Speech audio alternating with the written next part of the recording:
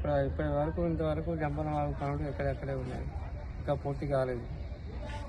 చిలకల గుట్ట అక్కడ కూడా అలాగే ఉన్నాయి పనులు, కానీ ఇక్కడెక్కడ పెండింగ్ ఉన్నాయి. ఇలా అయితే ఇలా. పేరేం పేరు? వెంకటే. ఏ ఊరు మీద? రామగుండం నుంచి వచ్చేలా.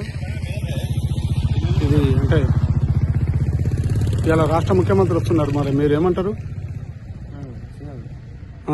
ఏమంటారు మీరు?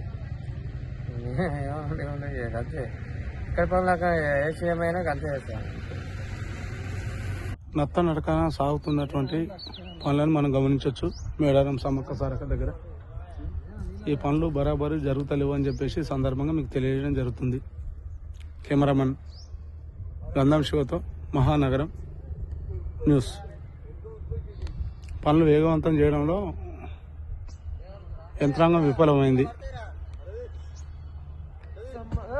పాత లెట్రిన్ బాక్సులు పెట్టారు, చూడండి, మీరు గమనించవచ్చు ఎంత దరిద్రంగా ఉన్నదో. ఇది చాలా దారుణం. మేడారం సమ్మక్క సారక్క జాతరలో అద్భుతాలు సృష్టిస్తామని చెప్పానంటాను రాష్ట్ర గవర్నమెంట్, కానీ ఏం చేస్తలేదు. ఇప్పటిదాకా పనులు కూడా కంప్లీట్ కాలేదు. చూడొచ్చు మీరు, ఇది ఇప్పటిదాకా జరుగుతున్న వ్యవహారం.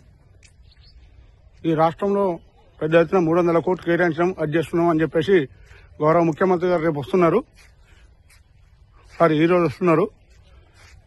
ఎలా ఉన్నాయో మీరు గమనించవచ్చు.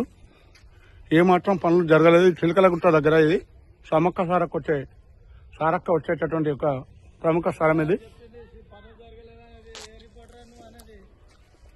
చూడొచ్చు మీరు.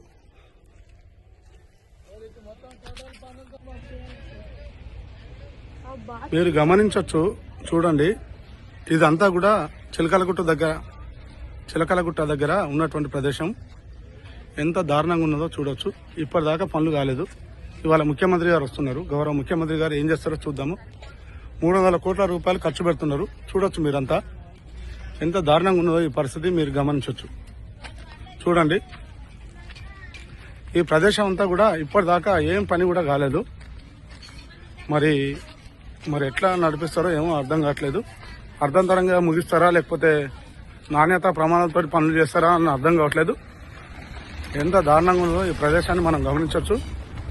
దుర్భేద్యమైన ప్రదేశం ఇది. ఎడారిలో ఉన్నటువంటి ప్రదేశం లాగా ఉంది. చూడొచ్చు మీరు, ఇది గమనించండి. కాంట్రాక్టర్లు దోసుకుంటూ జరుగుతుంది తప్ప ఏం పనులు, నాణ్యత ప్రమాణాలు ఏం లేకుండా పనులు జరుగుతున్న విషయాన్ని మీరు గమనించవచ్చు.